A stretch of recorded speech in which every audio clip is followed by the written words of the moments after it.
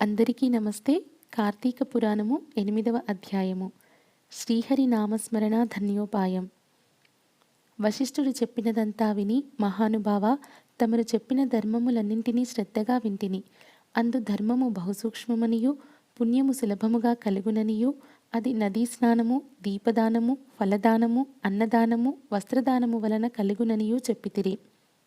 ఇట్టి స్వల్పధర్మముల చేతనే మోక్షము లభించుచుండగా వేదోక్తముగా యజ్ఞయాగాదులు చేసిన గాని పాపములు పోవని మీ వంటి మునిశ్రేష్ఠులే చెప్పుచుందురు కదా. మరి తమరు ఇది సూక్ష్మములో మోక్షముగా కనబరిచినందుకు నాకు అమితాశ్చర్యము కలుగుచున్నది. దుర్మార్గులు కొందరు సదాచారములను పాటించక వర్ణసంకరులై రౌరవాది నరకహేతువులకు మహాపాపములు చేయువారు ఇంత తేలికగా మోక్షము పొందుట వజ్రపు కొండను గోటితో పెకలించుట వంటిది. కావున దీని మర్మమును విడమర్చి విపులీకరించ ప్రార్థించుచున్నాను అని కోరెను. అంతటా వశిష్ఠుల వారు చిరునవ్వు నవ్వి, జనక మహారాజా, నీవు వేసిన ప్రశ్న సహేతుకమైనదే. నేను వేదాంగములను కూడా పఠించి తిని, వానిలో కూడా సూక్ష్మ మార్గములున్నవి. అవి ఏమనగా సాత్విక, రాజస, తాపసములు అని ధర్మము 3 రకములు. సాత్వికమనగా దేశకాల పాత్రలు మూడును సమకూడిన సమయమును సత్వమును గుణము జనించి ఫలమంతయును పరమేశ్వరార్పితము కావించి మనోవాక్కాయ కర్మలచే నొనర్చిన ధర్మము. ఆ ధర్మమందు ఎంతయో ఆధిక్యత కలదు.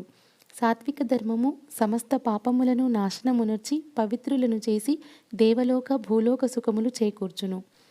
ఉదాహరణముగా తామ్రపర్ణి నది సముద్రమున కలయుతావునందు స్వాతికార్తెలో ముత్యపు చిప్పలో వర్షపిందువు పడి దగదగా మెరిసి ముత్యముగు విధముగా సాత్వికత వహించి సాత్విక ధర్మం ఆచరించుచు గంగా, యమున, గోదావరి, కృష్ణా నదుల పుష్కరాలు మొదలగు పుణ్యకాలముల యందు దేవాలయముల యందు వేదములు పఠించి సదాచారుడై కుటుంబీకుడైన బ్రాహ్మణునకు ఎంత స్వల్పదానము చేసినను లేక ఆ నదీ తీరమందున్న దేవాలయంలో జపతపాదులొనరించినను విశేష ఫలమును పొందగలరు. రాజస ధర్మమనగా ఫలాపేక్ష కలిగి శాస్త్రోక్త విధులను విడిచి చేసిన ధర్మం. ఆ ధర్మం పునర్జన్మ హేతువై కష్టసుఖాలు కలిగించునదగును. తామస ధర్మమనగా శాస్త్రోక్త విధులను విడిచి దేశకాల పాత్రలు సమకూడని సమయమున డాంబికాచరణార్థం చేయు ధర్మం. ఆ ధర్మం ఫలము నీయదు. దేశకాల పాత్రలు సమకూడినప్పుడు తెలిసి కానీ తెలియక కానీ ఏ స్వల్పధర్మం చేసినను గొప్ప ఫలమునిచ్చును. అనగా పెద్ద కట్టెల గుట్ట చిన్న అగ్నికణములతో భస్మమగునట్లు శ్రీమన్నారాయణుని నామము తెలిసి కానీ తెలియక కానీ ఉచ్చరించినచో వారి సకల పాపములు పోయి ముక్తి నొందుదురు. దానికొక ఇతిహాసము కలదు. అజామీలుని కథ. పూర్వకాలమందు కన్యాకుబ్జమగు నగరమున 4 వేదములు చదివిన ఒక విప్రుడు కలడు. అతని పేరు సత్యవ్రతుడు. అతనికి సకల సద్గుణ రాశియగు హేమవతి అను భార్య కలదు. ఆ దంపతులు అన్యోన్య ప్రేమ కలిగి అపూర్వ దంపతులని పేరు బడసిరి. వారికి చాలా కాలమునకు లేకలేక ఒక కుమారుడు జన్మించెను. వారా బాబుని అతి గారాభముగా పెంచుచు అజామీలుడని నామకరణము చేసిరి. ఆ బాలుడు దినదిన ప్రవర్తమానుడగుచు అతి గారాభము వలన పెద్దలను కూడా నిర్లక్ష్యముగా చూచుచు దుష్ట సావాసములు చేయుచు విద్యను అభ్యసించక బ్రాహ్మణ ధర్మములు పాటించక సంచరించుచుండెను.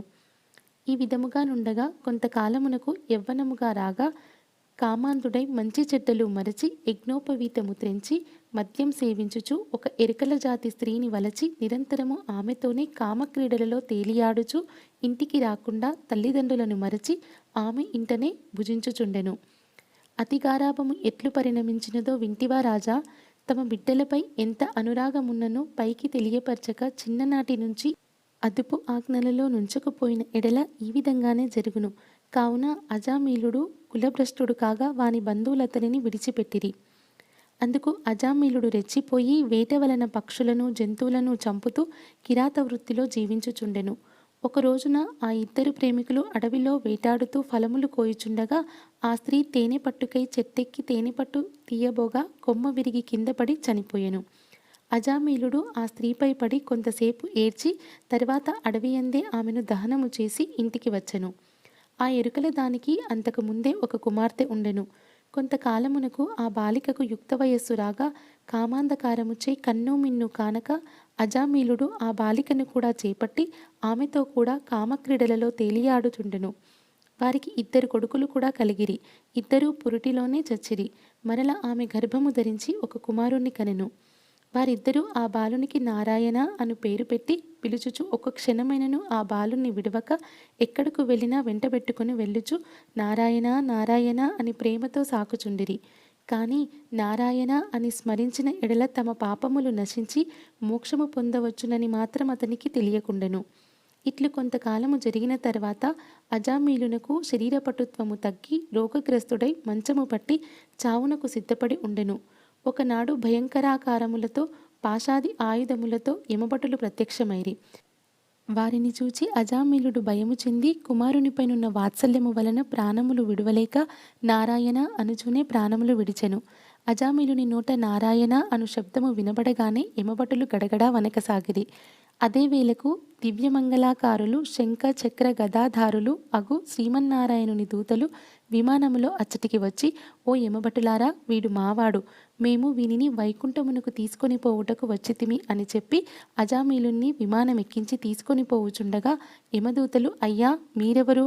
వీడు అతి దుర్మార్గుడు, వీరిని నరకమునకు తీసుకొని పోవుటకు మేమిచ్చుటకు వచ్చితిమిగాన వానిని మాకు వదులుడని కోరగా విష్ణుదూతలు ఇట్లు చెప్పదొడంగిరి. 8వ రోజు పారాయణము సమాప్తము. స్వస్తి.